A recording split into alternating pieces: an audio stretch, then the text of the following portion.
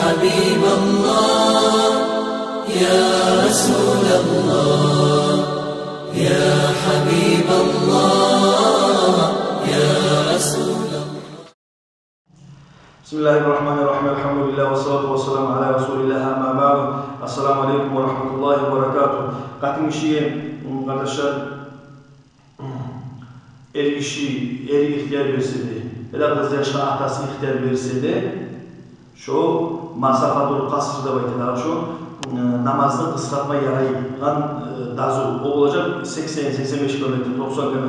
Şolay dazuğa katım işi çıkmaya yaramayı.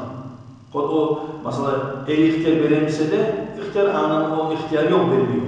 Hani mesela ihtiyar verirse harçmaya yarayı. Mesela şolay haramda ihtiyar verirse de o sanılmıyor. Onun için ihtiyar vermeye de yaramıyor. Verse de ihtiyarı ona sanılmıyor.